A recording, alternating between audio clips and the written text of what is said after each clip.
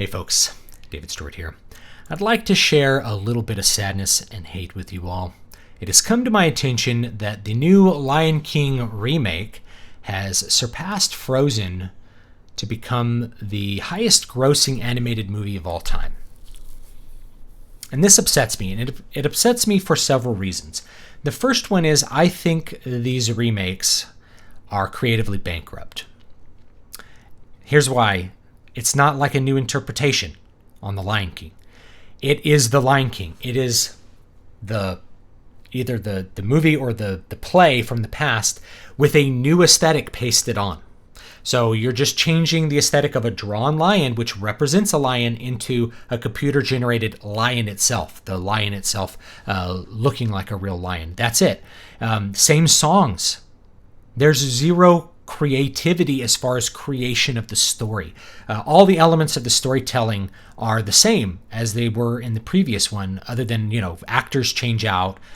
Maybe you alter a couple lines of dialogue, but if you have the same songs, the same story, the same events, it's nothing new. There's no reason to watch it. You should just put the old one in your DVD player.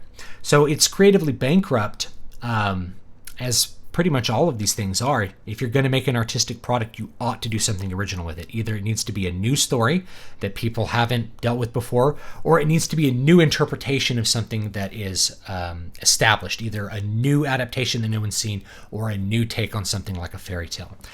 Making these beat-for-beat remakes is not okay. But what upsets me more is that people just bought movie tickets for it. People went in and spent hard-earned money to watch the same story that they've seen 100 times before, just with a new aesthetic. That's really disappointing to me.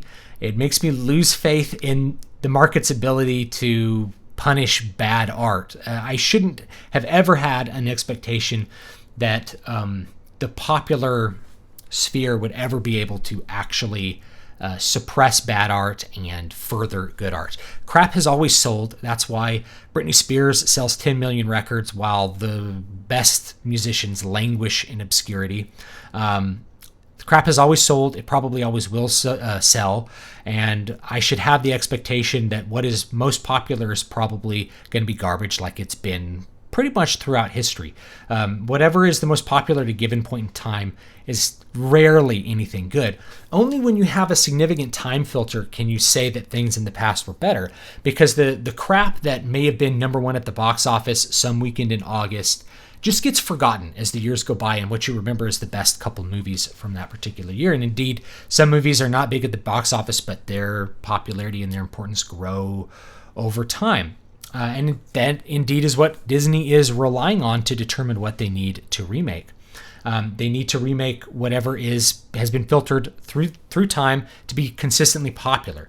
So whatever movies they have that have been really successful over time, people continue to buy the VHSs and the DVDs and the Blu-rays over time. That's what they're going to remake. So they've remade Dumbo, a classic movie. They're going to they remade Aladdin. They've remade Beauty and the Beast. Now they've remade The Lion King. They're going to remake The Little Mermaid.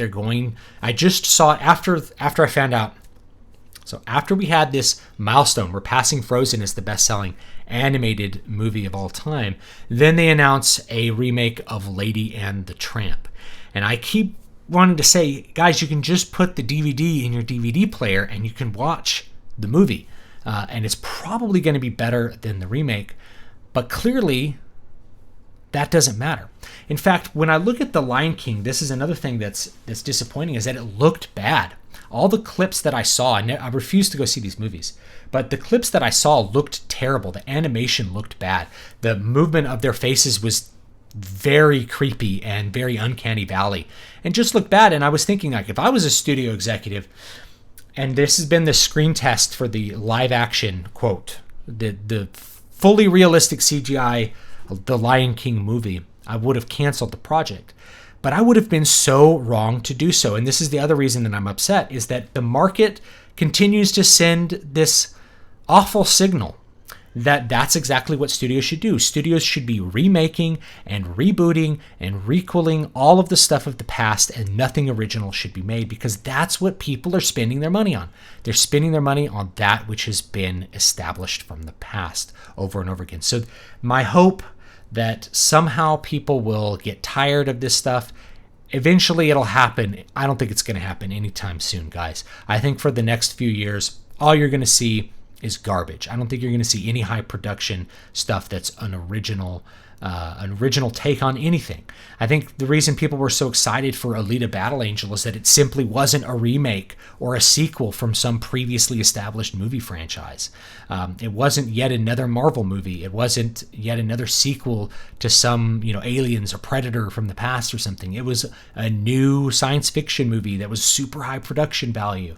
I think it's going to be a long time before you see any more original high concept pictures. I think you're going to see a rehashing of garbage in all franchises, including anything, Star Trek, Star Wars, whatever it's going to be. You're going to see the remakes and the reboots, that the 5 phases of corporate IP ownership. You're going to see those repeat for quite a while now, and I just don't see any light on the horizon, other than at some point they'll run out of stories that are time filtered and have that high level of popularity, or have had it for a long time, like The Lion King or like Beauty and the Beast and The Little Mermaid.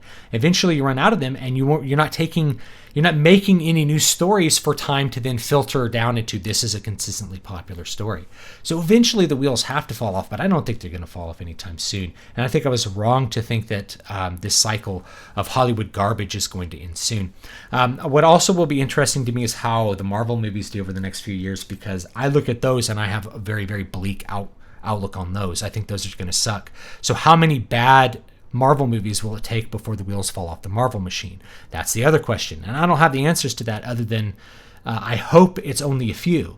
But it could be lots. So I think the idea that studios are going to eventually course correct is not true. I think you only course correct once there's an extreme signal that you shouldn't. Now, I will say, I said this on Twitter. I talked about this on Twitter, and people correctly pointed out that the 1.36 billion or whatever The Lion King has made, that's not adjusted for inflation. And I'm like, it doesn't matter because of how it's framed to executives and shareholders. They look at super highly profitable movie. That's what we need to do more of. Not only that, but it recouped its expenses and made a bunch of money. That's what you need to do. Whatever recoups expenses and makes bunches of movie, you just repeat that as much as you can. That's what you do, because the whole point is to try to milk it, turn your assets into continual money. That's what it's all about, guys. So even though, if you adjust for inflation, it might be a different movie that's on top. And by the way, it's kind of weird to call it an animated movie because it's CGI that's intended to look like it's not animated. So which category does it go in? I don't know. They're doing the same thing with Lady and the Tramp. It's going to be a live action remake, but it's a totally CGI remake that happens to have very realistic models. Realistic.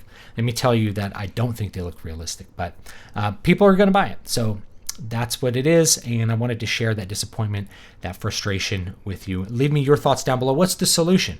I think the solution, if I look at time, one thing that is clear to me is that it's very rare for things to fall apart on their own without people moving towards some alternative in significant numbers.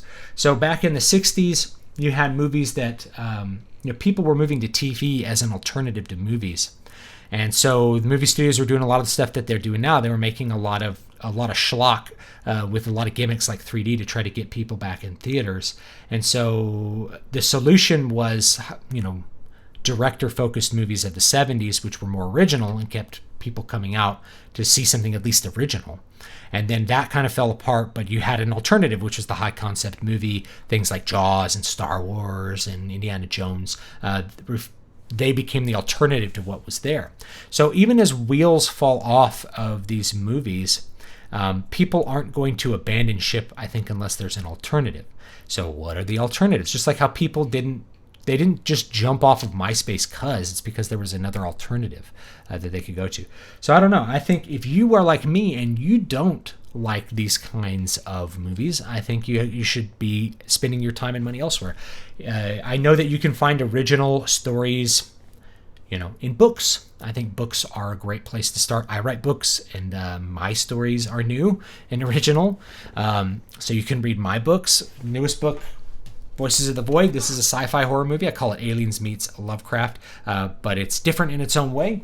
And of course, you can, if you join my mailing list, you'll get one of my high fantasy books for free, which has my own take on that. So, you can get my stuff. There's independent games, independent music, independent comics. Most of what's going to be original and interesting is not going to be commanded by these large companies. It's going to be it's going to be created by smaller individuals who have an incentive to create something that's an alternative rather than to produce the same schlock that the big guys are selling. In movies, it's a little bit harder because you need a huge budget to make these big blockbuster movies. So you're not going to see really huge budget blockbuster movies do anything original, I think, for quite a while. And that's disappointing, and that's the gist of what I'm saying. So let me know what you think down below. I'll see you guys next time. Have a good one, and see you next time.